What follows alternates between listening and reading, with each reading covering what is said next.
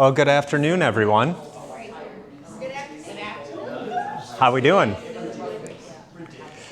For those of you who don't know me or I haven't had an opportunity to engage with you, my name is Robert Sorensen. I've been with Meditaire for about 8 months at this point. I'm now acting as the Director of Sports and Wellness. But really, I love this sort of stuff. I love being able to teach. I love people who are engaged and wanting to learn.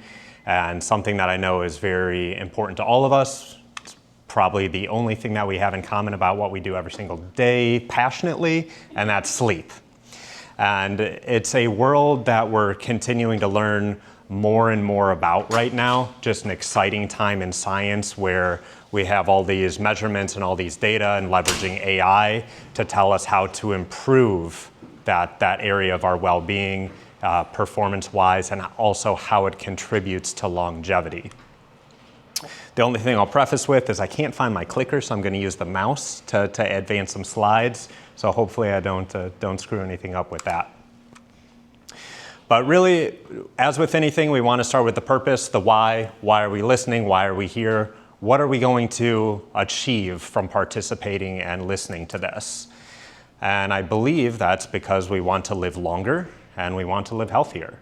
We want to, as we go through the lifespan, we want to live at a very, very high capacity, and that at a certain point in time, we just want to see that steady drop, decline, and the end. We don't want to go through those end stages of life where we're doing the stepstone down. Too frequently, we hear of friends, family members, other older adults who fall, they fracture a hip, they go through getting it repaired, and that begins that slow slide, assisted living, skilled nursing, and so on and so forth. So this is the first of several lectures that I'll be doing this season, really targeting little things in life, because we know life is life. Take everything with a grain of salt. None of this is going to be something that you can incorporate 100%, but pick up a couple things and think about how you can integrate those into your own lifestyle. So my approach with this is, again, I'm a nerd for information. I love the science behind longevity, but I also know it's pretty difficult to decipher, read through, and synthesize. So that's something that I do for you. I read the literature. I go through the meta-analyses, the journals, things of that nature. I break it down into more digestible bits of information. I'll share my own experience when and where possible, because I believe all of us in this room are biologists. We're our own human experiment. So test and try things on yourself. That's really how we learn and find what's best for us. And then we'll talk about some easy application. So sleep is truly the foundation of health. It governs everything that we do, how we react, how we act every single day of life. It surpasses the importance of diet and exercise.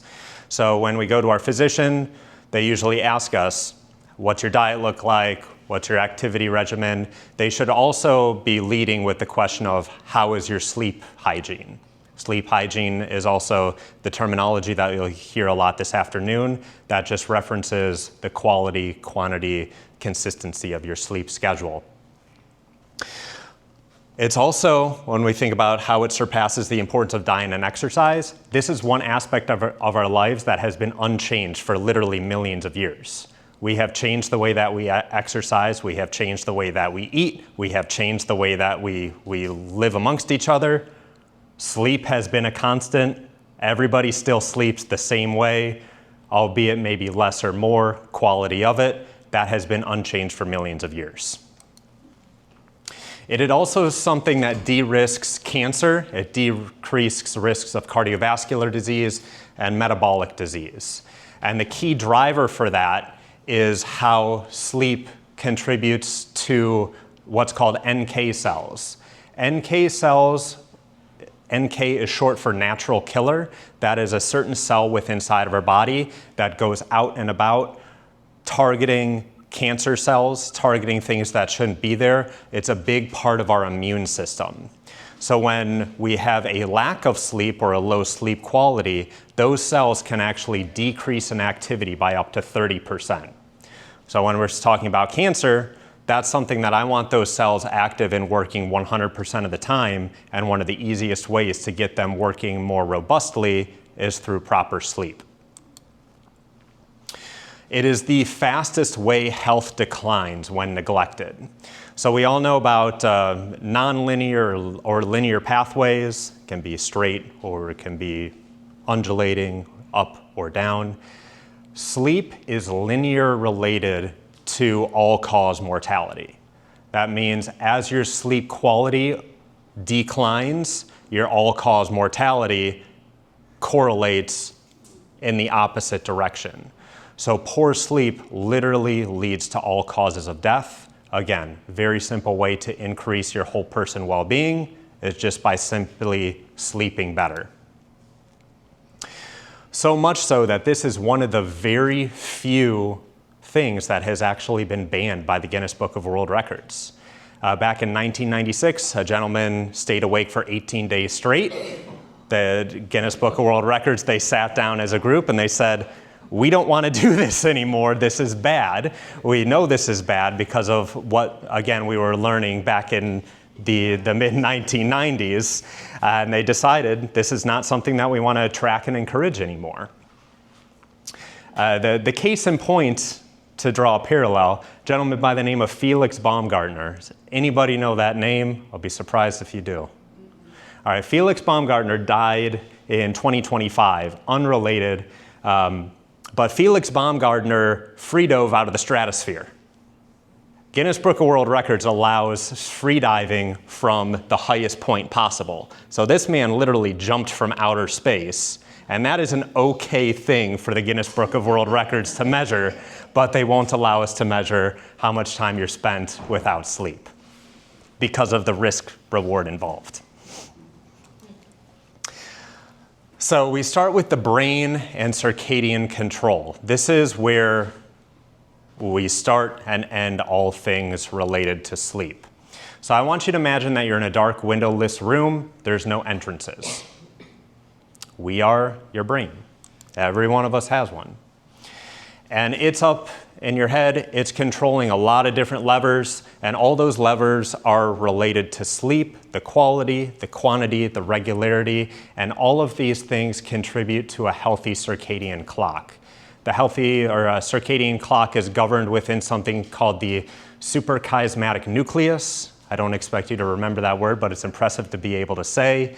That is the part of the hypothalamus where your circadian clock resolves and is impacted by literally everything that you do every single day of your life. The things that influence or impact your circadian clock, lighting. So we look at the quality. All lights, if you've done light shopping, you know that light bulbs have a certain or a different lux or a different voltage to it. All of those different things impact your circadian clock. The timing, when we're exposed to light. If it's mid-morning, late morning, evening before bed, that influences your clock. Exposure, the duration of time in which you're exposed to lighting will influence it, and then whether or not it's real or artificial. If we look up into the lights right now, steer directly into it, it's pretty dang bright. We look outside the window, we've got some nice tinting on it, probably not quite as bright. Guess what? We're getting more lux or more light through the shaded glass than we are when staring directly into a light bulb. So the brighter the light traditionally is better related to your circadian clock or your circadian rhythm. And just because something seems brighter doesn't necessarily mean that it's brighter. That'll make more sense as we get a little more into a discussion on lighting. Temperature. Our core body temperature changes throughout different periods of the day. Early in the morning, we are the coldest. Into the evening, when we are sleeping, hopefully when we're sleeping, we are the warmest. You've probably woken up when your feet are kicked out from underneath the covers, your hands are outside of the blankets. That's because we expel heat through our feet, we expel heat through our hands, lesser extent through our heads. So that's your body just autonomically while you are asleep trying to find ways to get rid of heat. Does it by just trying to kick your feet out of the blankets, or extend your arms out from underneath them. Exercise has a big influence on your circadian clock, time of day, and also type of exercise. Higher intensity exercise is going to boost your alertness more than a very gentle stretch or a very gentle yoga. And the timing of which those are performed will influence it as well. Hormone release is governed by this clock, specifically melatonin and cortisol. I think everyone has likely heard of how melatonin is supposedly going to influence or help your sleeping habits. We'll talk a little bit more about that later. And then cortisol. Cortisol or cortisone or stress or inflammation often gets a very, very bad rap. It is an essential part of living, and that is something that can be better maintained or controlled through proper sleep habits. Food is another one. What, when, and how much. What, meaning whether we're having a very, very heavy meal, if it's a fatty steak compared to a high carbohydrate pasta, essentially because they're going to digest differently within the body. And when we digest food, that can influence our body temperature. As we shared, body temperature is a big part of circadian control. Then also timing of the day. Eating right before bed, we know how that can often negatively impact us, not through just general indigestion, but what that's doing to draw blood flow to the stomach when we want to also be tapering down. So we finally have caffeine. Timing of ingestion. I'm a caffeine lover. I drink it every day, usually all day long, but I know when I need to switch over to decaf. Caffeine has a half-life. A half-life is how long 50% of it will stay in your body, of about 5 to 6 hours.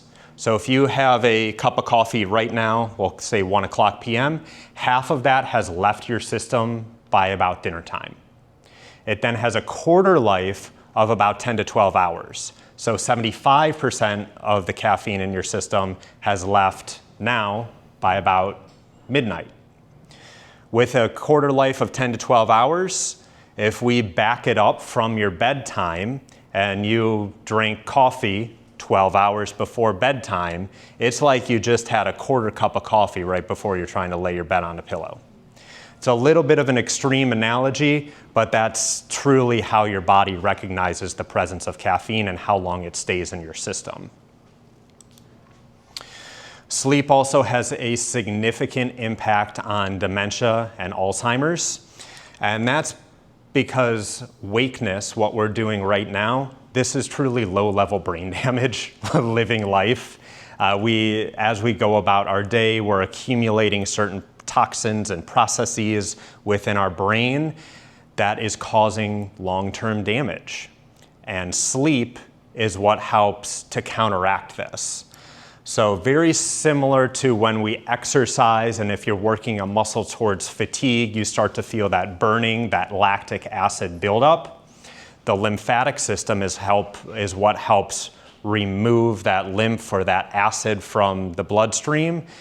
The brain has a very similar process for how it takes what we do throughout the day and gets it out of our system. And one of those toxins that it's washing away is beta amyloid. Beta amyloid is one of the core proteins that contributes to the formation of the plaques and the taus in the brain. We usually hear plaques and taus related to Alzheimer's disease, which is even more important to kind of be aware of if you're somebody who has gone through the blood testing related to the genes that contribute to the development of Alzheimer's disease. That genetic predisposition is ApoE4E. ApoE4E can be both singular and double. So if you have a single strain of ApoE4, your risk for Alzheimer's disease is increased by 4 times. If you happen to have a double strain of it, your risk for Alzheimer's disease is 8 times. Genetic testing to see if that's something that you have or if your children have it.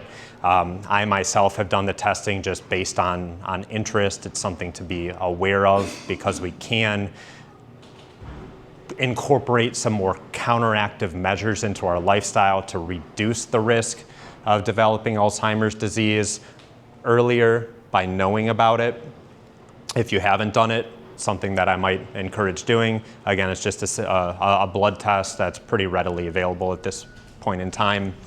The development of Alzheimer's disease typically happens about 10 years prior to when you show symptoms. So if you're a 75-year-old who has been diagnosed with it, you probably could have known at 65 that you were tracking in that direction. I know this is all kind of heavy, not fun stuff to talk about, but it's better to know. Sleep cycles. So we know that there are multiple types of sleep cycles. Now we're getting into the kind of the meat of the stuff. So we have non-REM sleep, REM standing for rapid eye movement. If you were to look at somebody while they were sleeping, while they were in a REM state, their eyes would be twitching rather vigorously. But non-REM cycle has two statuses broken down into two stages each. You have stages 1 and 2 are what's considered light sleep. This is something if you laid down for a 10 to 15 minute nap, that's light sleep. We then have stages 3 and 4, which are deep sleep. Deep sleep typically has much more time spent in it on an evening, hopefully, than your lighter sleep. And each of these stages has specific benefits associated with it. So one of the questions that I usually frequent is, what do I want the most of? You want a lot of all of it. It's all good stuff. They all have their own purposes and processes within the body. What is core sleep? Where does that fit into the, because like your phone will tell you if you're in REM, core, or deep. I'm going to hold that question. The question was, what is core sleep? We're going to get to that. We're going to talk about wearables, trackables, and how good they are at telling us what actually is happening. Okay. And then separate from light and deep sleep, we have REM sleep. REM sleep happens within, for most part, the latter part of our 90-minute cycles. That's when you're having your dreams, your dream state. You're actually completely paralyzed during REM sleep. And people will often say, well, I'm a super deep sleeper. I never move. I wake up exactly where I lie. That's not so true, because 100% of people, after they break out of a REM sleep cycle, because you are paralyzed, your body will autonomically readjust itself, whether that's rolling over onto your side, readjusting your neck, some sort of minor movement just to get some movement to the body. We are completely unaware of it happening, but it is happening.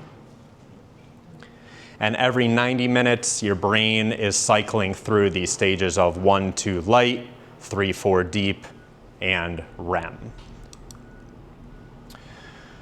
Now, the brain has certain different sensitivities to these different types of sleep. So outside stimuli can influence the light different than how it influences the deep sleep to how it influences the REM sleep.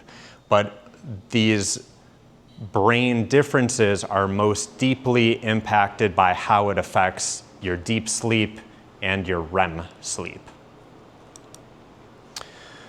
So this is a typical stage of sleep. This individual, I'll try to get close to the screen and show what's happening where. 11 p.m. was the bedtime, and a sleep cycle lasts for 90 minutes. So when we first fall asleep, we immediately spike up. We get a little bit of REM sleep, and then we go into immediately stage 1 light, stage 2 light, and then we drop into the bulk of the time deep sleep. After the majority of the time in deep sleep, or your core sleep, or your slow wave sleep, there's a lot of different phrases for the same type of sleep, then we end up with a little bit of time in REM. The second 90-minute cycle, it's identical. The third 90-minute cycle, we start to see a little change. We have less time in deep, we have more time in REM. The fourth 90-minute cycle, this is where we start to see a lot of change again. Deep sleep drops down again. REM sleep increases duration. And then by the 5th cycle, you can see predominantly that we're in REM sleep, and light and deep sleep are much shorter in duration. Why is this important? This is an 8-hour night. It's not distributed evenly. So if you are not somebody who is achieving 8 hours of sleep,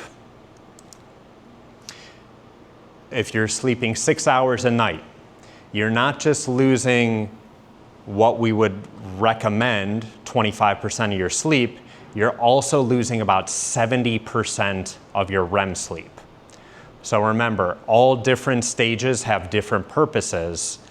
If you're sleeping 6 hours instead of 8, you're losing out on 70% of one of those sleep types that is essential for brain processes to take place. Does that make sense? So let's take a deeper dive into each of these individual types of sleep. So light non-REM sleep, stages 1 and 2. This is what prepares your brain for future learning and memory.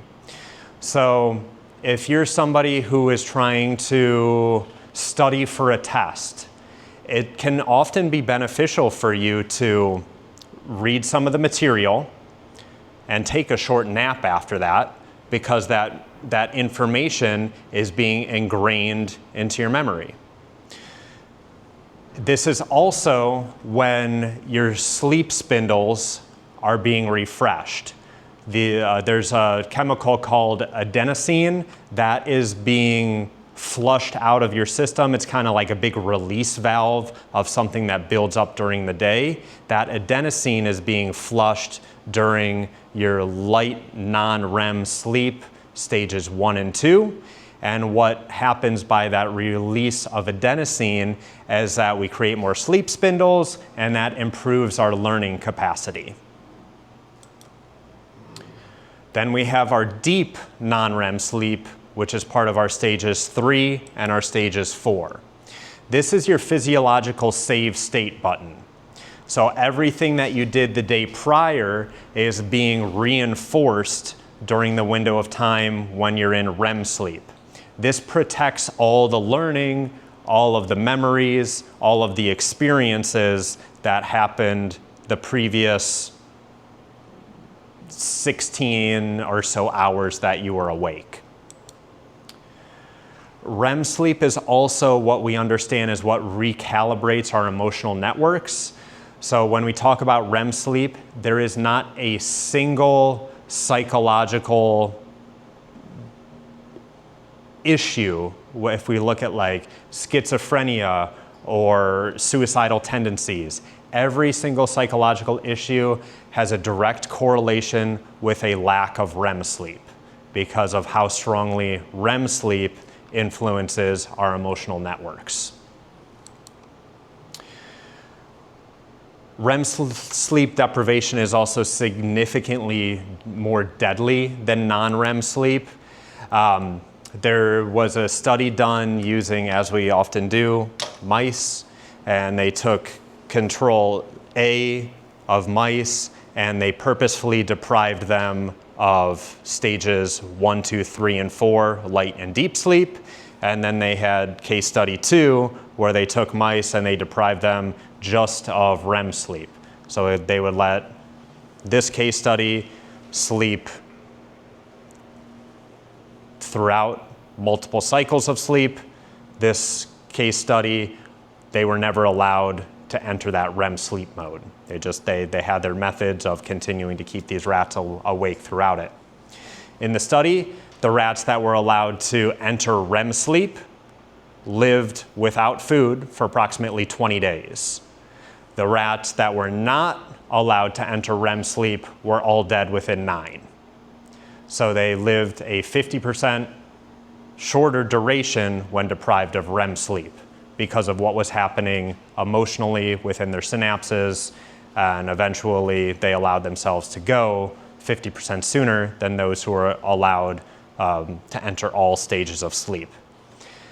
There's not a direct overlap between how that happens in humans compared to rats, but there are still a lot of parallels in what the scientists saw with brainwave patterns between the two.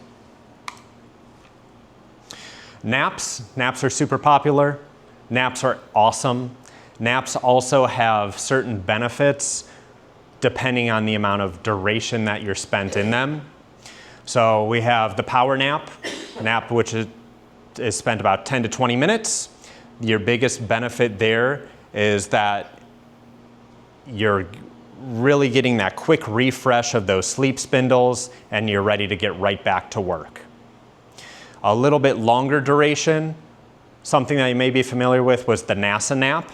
This is something that was developed to coincide with the space program as to how to increase the pilot performance and the alertness of the astronauts. They allowed these individuals to sleep for about 26 minutes, and it was also done in connection with having a strong cup of coffee. So the astronauts would have a cup of coffee, they would go to sleep for about 26 minutes, and what researchers found is that they increased their alertness by about 54%. And that's just because they were allowed to spend some time in light sleep and dabble just a little bit into the deep sleep area as well.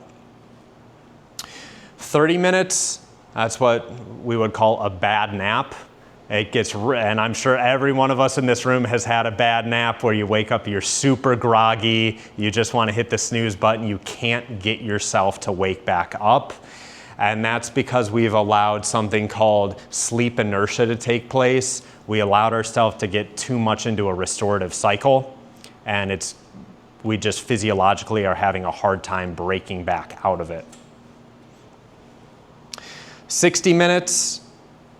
This is what helps your cognitive memory processing. Again, we get a good portion of time in our light sleep area. We get the majority of a deep sleep segment, and then we get a little bit of REM sleep built into it as well. And then finally, we have the 90-minute, which gets us through an entire sleep cycle. When timed appropriately, you should wake up after 90 minutes feeling very, very refreshed because you're not causing any disruption amongst any one particular type of sleep. So, pillars of sleep. We are really governed by 4 individual things that we take place in every single day. Regularity of sleep, your consistency of schedule. When are you going to sleep? When are you waking up? Continuity. How many times are you waking up during the night? How long is the duration of time that you're waking up during the night? What is waking you up during the night? And are you able to fall back to sleep? Quantity, the duration. So in total, hours, 5, 6, 7, 8, 9, 10, whatever it happens to be. And then also we use our wearables to find out how much time we've spent in each stage. And then finally, the quality. How good is the electrical signature?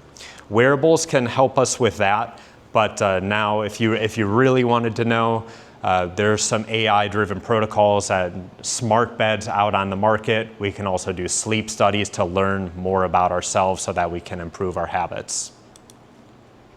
We're going to break down each of these pillars, starting with regularity. First and foremost, we should really try to have a consistent bedtime and wake-up time. The brain, as we know, it's plastic, it molds, it adapts to what we do, and it adapts very quickly. So much so that it can alter our circadian rhythm within a single day of deviating from a normal sleep schedule. Now again, I started at the top, that we don't live in a vacuum. Life happens. We don't expect to be able to follow these protocols exclusively. So don't stress yourself if you're trying to create a consistent bedtime and you have a late night or an early morning. That's something that's going to happen. What I encourage is trying to create a little bit of consistency and awareness. Ideally, your sleeping time when you lay your head on the pillow is the same every night, and when you rise from bed in the morning, there are some consistencies to it. And that's because our bodies love a consistent rhythm. This is something that's negatively impacted with age. I'll use the phrase older adult being 65 and above. There's also 2 other classifications. There's older adult, oldest adult, and oldest old. Generally, older is what sleep studies will reference as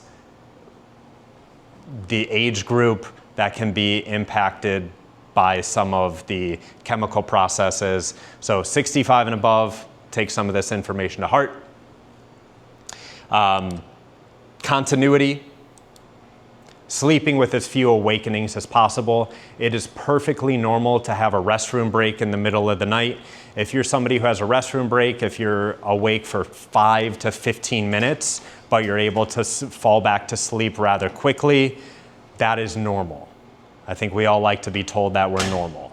It's when you have 20 minutes awake, or the first thing that you do is you seek out your phone or your iPad, or you turn on a light. That's when you start disrupting the continuity of your sleep. So if you're somebody who struggles to fall back asleep, do not turn to your phone. Do not look at the clock. The clock isn't going to change whether you know what time it is or not. All it can do is cause stress. I would actually recommend not having a clock in your room that has the time shown, because if you don't sleep well, that's the first thing all of us are going to do by human nature, is say, oh my gosh, it's 3:30, I have to get up at 4:45, and now your brain is just going down a pathway. That helps nothing. Get rid of it. One of the things that has a huge influence on continuity is alcohol. Alcohol is a sedative class substance. So many people will say, I use my coffee to wake me up and get me through the day, and then I use alcohol at the end of the day to wind me down as a sedative to get me to bed. I fall asleep like a rock. You're not falling asleep, you're sedated. It's a very different type of sleep quality when alcohol is involved. And that's because you're being littered with these awakenings. So you might sleep soundly, and you might just not remember how many times that you're waking up through the night. And that sleep pattern, when we sleep, or our sleep is induced by using alcohol, that brainwave pattern looks identical to the phenotype of those who eventually develop Alzheimer's disease. And that's because we're losing continuity of sleep, we're losing that drainage system that's getting the adenosine out of the body, and that's contributing to the development of those plaques and the taus within the brain, again, which contribute to Alzheimer's disease. So alcohol can be fun, alcohol can be incorporated, but if you're somebody who does like to drink, try to, be mindful that it's going to influence your sleep, and the timing of it can even more so influence your sleep. The later, the closer to bedtime that you're drinking, the worse off you are. The earlier in the day, half-life is similar to caffeine, where we can get the majority of the alcohol out of our system within about 8 to 10 hours. I'm not advocating for starting the day with a beer, but in the grander scheme, it's better to have a cocktail at lunch than a cocktail at dinner, because it's going to be less impactful on your sleep. Quantity, how much? Understanding all-cause mortality, we talked about that linear curve of less sleep is directly correlated with a higher rate of all-cause mortality. 8 hours per night is the target goal. Again, because this allows us to get a good balance of both REM sleep, deep sleep, and light sleep. Utilization of smartwatches can be really helpful here to determine how much time you're spending in each of those individual sleeping windows. What they're very... Yes, right now, how Sure. accurate are they? They're good at some things, they're bad at some things. So they are very, very good at estimating the total duration of sleep. So if you wear an Apple Watch, Garmin, whatever it is, and it's telling you that you're sleeping 7.5 hours per night, that's pretty dang accurate. At this point in time, I would say that's the best, it's by far the best thing that it does. Goes downhill from there. Pretty good at determining when you're awake in non-REM and when you're in REM sleep. So if you have an awakening during the night of a longer duration, if you're somebody who has to go to the bathroom and then you struggle to fall back asleep, it's going to recognize that. It's pretty good recognizing, they're pretty good at recognizing when you're in that non-rapid eye moving portion of sleep, and then when you're in that rapid eye. So how does something on your wrist determine those sleep stages? Is it heart rate? Is it... That's a very good question. A lot of it is by body movement. Remember, when REM is really easy for them to discern because we are in a paralyzed state. We are literally not moving for 30 to 60 minutes of time. Any other part of the night, there are going to be body movements, and there is going to be a significant drop in heart rate. So it uses a combination of movement patterns, autonomic, and heart rate to determine what stage of sleep that you're in. It's less accurate at estimating your exact time split within each stage of light. So we spoke about stage 1, 2, 3, and 4 of light sleep. Smartwatches have a really hard time determining how much time you're spent within each of those specific zones. This is a really exciting area of, again, technology and AI, where there are smart beds now. There's smart mattress pads, which can give you a ton of biofeedback about how you're sleeping. Actually, I read a news article this morning about a Stanford medical study that showed that there's an AI technology incorporated into a bed that can be used to predict 120 different health outcomes based on a single night's rest. So whether it's insane. It's like we can tell you whether you're going to have this, or this by just monitoring one night of sleep and running it through an AI algorithm. Soon enough, I think more of that information, whether you want to know it or not, is going to be wearable by us every day. But if you have two people in the bed, how does that tell both of you, like the mattress? How does that tell? Most of the mattresses are going to, that's a great question. Most of the mattresses are going to have a split portion and know that the pressure sensors are distributed, knowing that there's likely going to be two different bodies using the same bed. Some of them might even have the split mattress seam down the middle to help differentiate it even more so. Smarter people than I have figured it out. So quality, when we look at optimizing our sleep health, these are kind of the high level takeaways. Switching off most lights in your bed or in your house about 90 minutes before going to bed. Again, this goes back to your circadian rhythm that was governed by the suprachiasmatic nucleus. Proper control would see us dimming those lights to align better with our circadian rhythm about 90 minutes back from when we hope to fall asleep. Doesn't mean all lights, we don't have to live in blackness, but we definitely want to start doing the dimming setting. About 60 minutes prior to bed, we want to start avoiding our blue light. So this is our iPhone, our iPad screens, and our LED light bulbs. At this point in time, we've started to phase out the majority of LED lights. We have much warmer bulbs in our homes and living environments. If you are still operating with a lot of LED lights, that would be a low-cost, high-impact way to benefit your health. The reason why avoiding light is really important, specifically blue light, is that it begins to stop the melatonin release.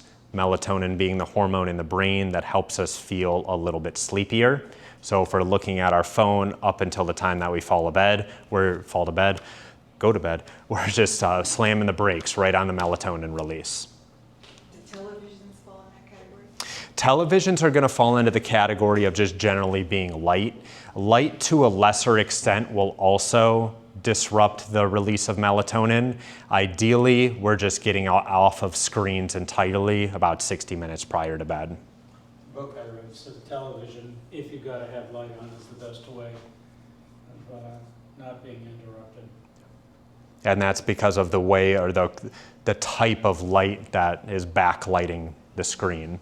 Do blue light glasses do anything? Blue light and red light glasses now are becoming more forefront technologies to wear. So if you are somebody who likes to read an iPad before bed or a Kindle before bed, blue light and red light glasses are something that I would consider. Again, low cost, high impact, allows melatonin still to release, and we can still enjoy our screen time. Can we talk about melatonin then right now? I think it's our next slide. Okay. Bedroom temperature, we spoke about the body being different temperatures at different times of the day. I see a lot of head shaking, I know. Bedroom temp, 62 to 67 degrees Fahrenheit. That's again because our body is warmest in the evening and it wants to cool down as we lay ourselves to bed. We talk about mattresses again. There are cooling mattress pads. I've seen recommendations, and it's a little bit labor intensive. It's a little bit crazy. You put your comforter, you put your top sheet in the freezer about 30 minutes before bed. But all these things, we want to lower our core body temperature. Can you speak about that? Because if you live here year-round, you know that your air conditioner can only drop 20 degrees difference than the outside temperature. So if we're getting to 94, 95 degrees, then you're going to be in this genre. So how can you cool down your bedroom to achieve that? So it's generally how to cool down the bedroom to achieve that temperature. A lot of the fans can help, some outside controls. There are mattresses that have cooling mats, so it's something completely separate from your AC. The ambient temperature is not necessarily the most important thing. It's just having a tool that is able to cool your body itself. There are mattresses that have AC units built into them. So they are blowing cool air underneath the blankets. I see more heads shaking. I know it sounds crazy to believe, but that's the level of technology. Don't they say those are bad for you because there's chemicals in those beds, and those beds then emit these chemicals which we're not supposed to be taking into our bodies. So I don't know if you're supposed to have an avocado bed, one of these sleep number beds that are cooling beds. It's a great world to live in right now because we have all of this information and we know that what is optimal, but we might not have the greatest solutions in play for them either. So this is where we can incorporate what we feel is most appropriate for us. If we don't feel that we can get the room temperature the right temperature, there are other alternatives like, and this is counterintuitive, if you heat your body, it forces your body to cool after the fact. So if you take a very warm shower or if you take a sauna before bed, the autonomic response is going to then be to cool your body temperature. Okay? Just because we're exposed to hot doesn't mean our body is going to stay hot. The opposite is true as well. So in the morning, our bodies are the coolest. If we expose ourselves to cold or do a cold shower or a cold rinse, it forces our body to increase temperature. Cold water can also really be helpful to maintain a healthy circadian rhythm because it jumpstarts alertness. In the last hour of bed, try to find a wind down routine, whether that's light exercise, meditation. This is a practice that I've incorporated into my life, something called a leftover journal. What do you still have left to do that you weren't able to accomplish on a particular day, so that you're not going to bed with all of these things still on your mind? Jot them down. So instead of your computer fan running all night long and you wake up and it's sparking and it's 120 degrees, you shut it down the night before, you wake up, you're ready to reboot and hit the day running. Melatonin, I was right. Lowest dose can be about 300 micrograms. Highest dose that we'll usually see recommended is between 5 and 10 milligrams. This is where we get into the older adult conversation again. This is the only demographic group that it's significantly more helpful in. So we see, and a lot of this is marketing by supplement companies of pushing melatonin. This is the way that you're gonna sleep better. It's really only helpful 65 and above, and when we say helpful, having an impact rating of say 3 to 7% on your overall sleep night's quality.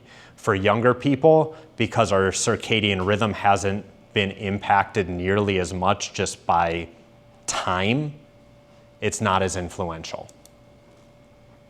And the long and short of that is, as we get older, our circadian rhythm becomes more influenced, it becomes more blunted, where the traditional high peak during the day, low peak in the evening is not as economical.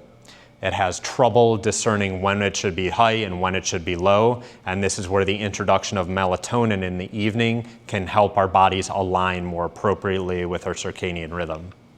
Recently, there was a study that was done on the efficacy of melatonin, and they were linking it Premature to death. premature death. Are you familiar with I this? haven't read that, no. So this is, we read this article, and it's not causal. They don't know why. People who take melatonin, older people in particular, die at a much higher rate than people who don't take melatonin. Now, they don't know that maybe the people taking melatonin already have underlying things. So they haven't said melatonin is causing Or premature just saying a death. correlation? But Yep. there's a high correlation to melatonin use and premature death. Fascinating. So now we said, oh man, we gotta stop. Yeah, As and soon as we stopped, whoa, you saw a marked decrease in our, so I've gone back to taking it again. So screw it. I'm gonna die early. At least I can sleep. And that is kind of that state of being older. You experienced it firsthand, and that's all circadian rhythm related. But when we talk about supplements, there should really be a hierarchy here of your first line of change should be behavioral. All of us are adults, all of us have control within our behavior. Second line, we should be looking at diet, we should look at nutrition, we should look at exercise. Which of these two components can we integrate into our life to try to benefit us? Third tier, we should look to supplementation. We see a lot about melatonin. We know a lot about, if you're somebody who has a lot of cramps during the night, we look at magnesium, other electrolytes as support. And then the fourth and final would be medical influence, actually sleeping pills or things of that extent. Melatonin, definitely right for some demographic groups. Younger individuals, not going to be very heavily influenced by it. Do you adhere to the practice of going outside within the first, 30 minutes of sleep and try to get some of that natural sunlight? I'm so glad that you brought that up. And also, do you do any grounding? Do you walk without shoes on the ground? So the question was, do I try to get natural light exposure within the first, say, 2 hours of my day, and do I do any grounding? One, I'm up every day at 3 a.m., so I'm not able to get direct sunlight, but I do have lamps that try to replicate that same lux, so that while I'm drinking my morning coffee, I am able to absorb and maintain a healthier circadian rhythm. To back up a minute, by exposing yourself to direct sunlight within the first hour or two of waking, that helps maintain a healthier circadian clock. It just realigns everything in your brain to function as it should. Regarding grounding or just trying to get your feet with the natural earth, I by nature do that. I do like to be barefoot whenever possible. So that's more, again, behavioral, habitual for me than something that I'm doing because some literature is saying that it's helpful. And what is the spectrum of your lux light that you sit under? About 20,000 lux, so which is a very high number. But it is. It's very helpful for those who have seasonal depression disorder, those who may live in environments that are perpetually cloudy or foggy. These lights can be really beneficial to helping maintain just general overall emotional health. Going back to barefoot too, I've read a book recently, Outlived by Peter Attia, and one other advantage of going barefoot more frequently is balance. You learn how to keep yourself in balance a heck of a lot better than the very cushy shoes that we usually walk around in. That's the truth. So I've kind of switched to that as well. It's a great, especially at this time of year, take your coffee outside, enjoy some sunshine, do a little journaling. It's a great way to start the day. Daytime protocols. Morning sunlight, we covered that one. Caffeine cutoff, think about 8 to 10 hours prior to when you're going to bed. So back up your bedtime. If you're going to bed at 10, last cup of coffee should be noonish. Short naps only. We discussed all the different variables and types. 26 minutes with a coffee before as an option. It's really helpful. And now we're going to break out into some fact or fiction, then I want to have some opportunity for y'all to ask some more questions, have some fun dialogue. A large meal before bedtime can help improve sleep. Fact or fiction? Amen. Fiction, you got it. Larger heavy meal, digestive discomfort, disrupts sleep. Our blood flow is going to the gut to help with digestion instead of focusing on more important processes. You can catch up on lost sleep over the weekend. No. Fiction. You can live in a sleep detriment, but you're never going to be able to repay that debt. You might temporarily feel rested by getting a little bit more sleep, but that deep sleep you lost, that REM sleep you may have lost, that's history. This is the importance of consistency in scheduling and consistency in duration and quality. Exposure to natural light during the day can improve sleep. Fact. Natural light throughout the day, especially in the morning, helps support proper melatonin release and also helps support maintenance of your circadian rhythm. And when we talk about direct sunlight, if you're somebody who doesn't want to be in direct sunlight because you have fair skin, or if you have a history of skin cancer or skin damage, even exposure through shaded windows, this is beneficial. This is more beneficial than being under one of these. Napping can be beneficial. Fact. Short naps, 20 to 30 minutes. We get a nice pop in alertness and performance without interfering our nighttime sleep. I will point out on this one, if you are an insomniac, naps can actually be detrimental. And that's because it opens that release valve of that adenosine that would build up over the course of the day. An insomniac needs that adenosine to continue to build up, so that you can do a big full opening of it and hopefully have a good night's rest. Hi, Ronnie. Drinking alcohol before bed improves sleep quality.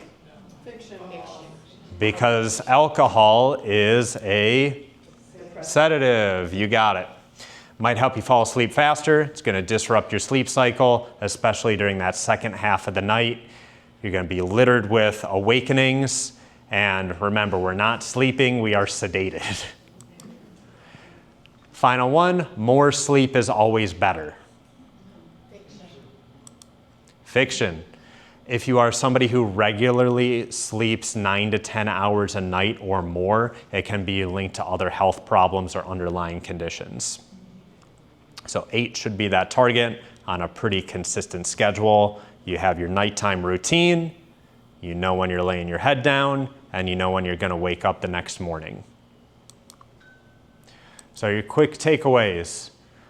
For me personally, this is something that is close to home. The case for how proper sleep influences the likelihood of developing Alzheimer's really should be an influence on paying a little bit more attention to a proper sleep schedule. The shorter you sleep, the shorter you live. Our 2 case studies on this, Ronald Reagan and Margaret Thatcher. Really well known for I'll sleep when I'm dead. Both developed Alzheimer's disease. I know it could be coincidence, but they were 2 of the individuals who we know time and time again said, I'll sleep later, I'll sleep later, I'll sleep later. Mental health conditions, Alzheimer's disease, both very, very strongly correlated with the lack of sleep. Last little metric to show you where we are. In 1942, the average person slept 7.9 hours per night. Average person today sleeps 6 hours, 31 minutes. So average person sleeping 6 hours, 31 minutes.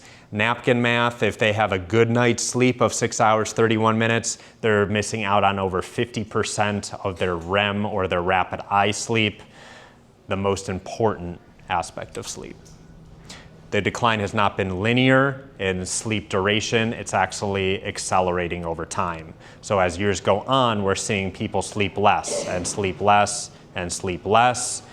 That could be, and this is me hypothesizing, there's more access to technology, more using of phones, more using of iPads leading up until bedtime, more disruptions. It is 1:58. We've got time for a couple questions, and then obviously I'm readily available at any point in time. Keep reading about the Aura ring. You mentioned the watches, but not a ring. Aura ring. Have a watch and a ring and compare the results. Aura ring is going to fall into that same category as a wearable. I think I just by default reference a watch, but the Aura ring is able to record the same way that a watch would. Hopefully, if you're somebody who wears both, you should see consistency between the 2. I think you should keep up with more of these seminars on longevity and different topics within the genre. Yeah, next month I believe I'm talking about fasting. Fasting has been a really popular one recently. The right way is wrong ways to do it, the purpose of it. It's, again, something that's been around for thousands of years, and now for health-related reasons, it's got another nice spike up in interest. So I'll talk about that about a month from today. The only other thing I'm going to say, Bob Brady, who some of you may know, recommended Peter Attia, and the book is Outlive, and I think it's an incredible book in terms of getting into a lot of the details that you have here. I listen to it as audio when I work out, and he's a great orator, so he's fun to listen to at the same time. Yeah, Peter Attia, Outlive is a great read. And then if you're somebody who's into podcasts, the Andrew Huberman podcast, they talk a lot about longevity and how to improve our health span. What was the name of that one? Huberman, Huberman.